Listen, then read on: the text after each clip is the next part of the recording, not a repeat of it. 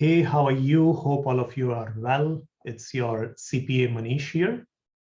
And today we are going to discuss issuing 1099s.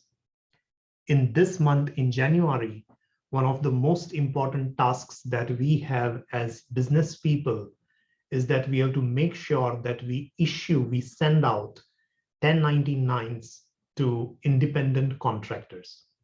And we are today going to discuss what are the rules and regulations behind issuing those 1099s, who has to issue these 1099s, to whom do we have to issue these 1099s, what are the thresholds, what is required, what are the exceptions. We are going to discuss all that. And at the end of the video, I'm also going to tell you what we do for our own office, what we do for our own business, for our own practice. And maybe that would help you streamline this whole process. So let's discuss everything about 1099. But before we get into the discussion, as always, a legal disclaimer. This video is only for your edutainment purposes. It's only for your education and entertainment purposes. It should not be construed as any kind of tax or legal advice. So let's start the discussion. So let's try and simplify everything that we need to know about 1099 in one simple sentence. And that's the sentence that is on your screen. Question is, when do we pay and when do we have to issue these 1099s? So the answer is, when your business pays $600 or more to a service provider who is not your employee, that is when you have to issue 1099s. Okay, this one sentence summarizes everything. Let it sink for a second. When you, as a business, your business pays $600 or more to a service provider who is not your employee, that is when you have to issue 1099s. Okay, so let's discuss this in more detail. So there are four parts over here. The first part is we are talking about your business. So if you are paying anything for your home, you do not have to issue any 1099s. So if I'm paying, say, for landscaping for my home, if I'm paying for cleaners for my home, if I'm paying for any services, any repairs, any maintenance, any internet consultant, any IT guy, but all these payments, if I'm making for my home, I do not have to issue 1099s to them. But if these services that I just mentioned, whether it's cleaners or whether it is landscapers or whether it is IT consultant, any networking person, if these people are providing me service for my business, then from my business, I'm supposed to issue them 1099. So this is a bifurcation, very simple. Keep this in mind. Anything for your home, you do not need to 1099.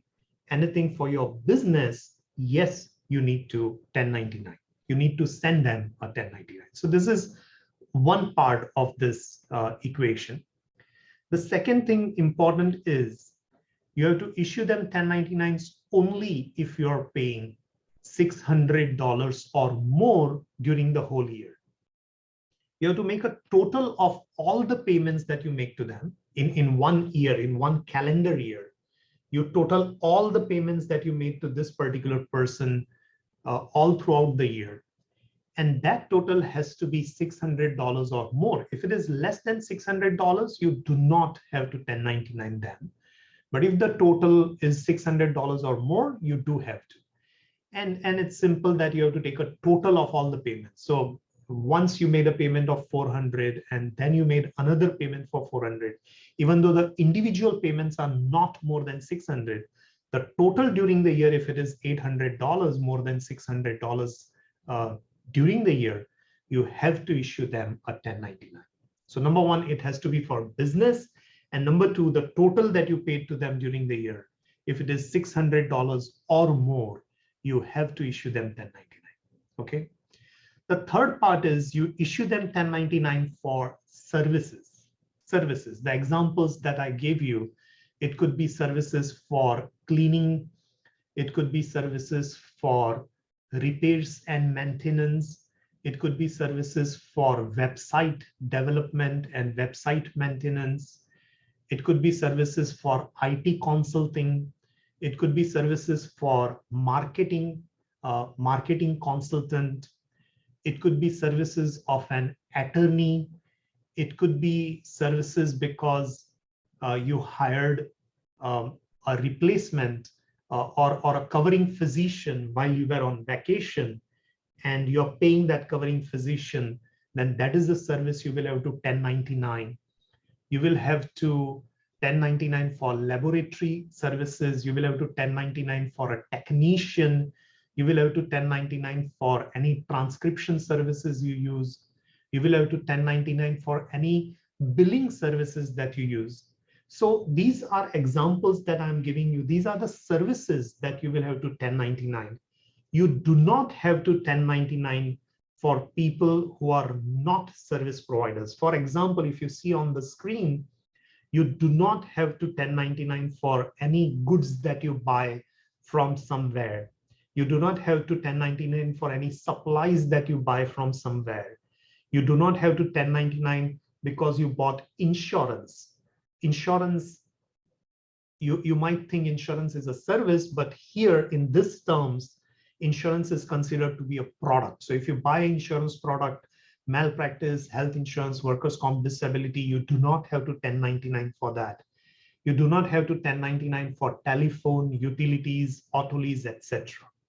So you 1099 for services, but you do not 1099 for products and goods and supplies and things like that. One more very important thing on your screen, if you see, you have to 1099 for the rents that you pay. So if your practice or if your office is in a particular building, particular location, you're paying rent for that practice, that location, then all the rents that you pay to, all the rents that you pay for, all those rents have to be 1099. So you have to 1099 services and rents, but not goods, supplies, and products. Okay. And the fourth part in this equation is that you have to issue these 1099s only if they are not your employees. If they are your employees, they are going to get W-2s. If they are your employees, they are going to get W-2s. But if they are not your employees, they are not on your payroll, that is when you have to issue them this 1099. Okay. Now, these service people, they many times would come to you and they would say that I have an entity, I have a LLC, and because I have LLC, you do not have to 1099 me. That's not correct. Okay. You have to 1099 them as individuals if they are providing you services as an individual, if they are billing you as an individual, if you're paying them checks in their individual names, or if they are billing you, invoicing you, and you're paying them in their LLC's names. Okay. Yes, there is an exception for corporations. There is an exception for corporations. If somebody says, I'm a corporation, I'm an Inc., and that's why I should not be 1099, that is correct. Corporations are exempted, but individuals or LLCs are not exempted. Okay. And then yet again, if you see on the screen, the attorneys, they always have to be 1099, whether they are LLC or they are corporations. So attorneys have to be 1099 all the time, whether they are LLCs, corporations, individuals, no matter what. But otherwise, for other people, yes, individuals and LLCs have to be 1099. Corporations or Inc. are exempted from this requirement. Okay. So these are the four things. If you grasp these four, that's all that you need to know about issuing 1099s. You issue 1099s from your business if you pay $600 or more during the year, only for services, not goods, supplies, or products, and for rent also. And you issue this for individuals and LLCs corporations are exempted unless it's an attorney. Okay, and this could be very, very confusing. I do understand, and that's why I'm going to now quickly explain to you what I do for my office, and maybe you can do that for your office also. So let me explain to you what I do for my office.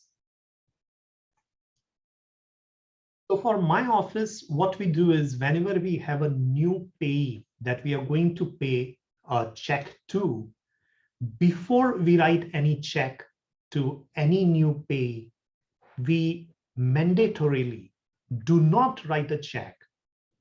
When it's a new payee, we do not write a check unless and until those people, that individual, those entities or companies or service providers, they give me what is called as Form W-9. Okay, look, issuing 1099 is a separate question, and it could be argued that some people have to be 1099 and some people do not have to be 1099. But I'm not saying that I 1099 them on day one. What I'm saying is I'll decide about 1099 later on. I may issue you a 1099 if I have to, if the regulations require me to, or I might not 1099 you. That's on a later date. But today, when I'm writing you my first check, I want you to give me a Form W-9. And that is your right. You are within your rights to ask every payee for 1099. W-9. And W-9 will have the information about their social security or tax ID, about their name, address, etc. And the W-9 will say whether they are an individual, they are a LLC, or whether they are a corporation, and duly signed and approved by them. So I'm asking only for W-9. Give me a W-9 with all your information. If you're a corporation and I do not need to 1099 you, that's fine. On your W-9, mention that you're a corporation, mark the correct fields, sign it, and give it to me. If at all in future somebody comes to me and says, why did you not 1099 this guy? I can show your W-9 and say, this guy had marked himself as a corporation and signed it. That's why I did not 1099 this person, right? So I'm in my full rights to ask for a W-9 form. And in our office, we have this kind of a rule, kind of a practice that we do not issue any check to a new payee without them giving us a W-9 form, irrespective of whether that person is an individual, LLC, or corporation. I don't mind, I don't care. You have to give me W-9. I'll do all the payments to you during the year. At the end of the year, I'll look at your W-9, and if I do not need to issue a 1099, I won't do it. But I take W-9 from every new pay that I write check to, and before I write the check. So they cannot not give me the W-9. They have to give me W-9 if they want the payment, right? So that's how I operate in my office. So I hope this helps. Please let me know if you have any follow-up questions. If not, I'll see you soon in the next video. Take care. Bye-bye.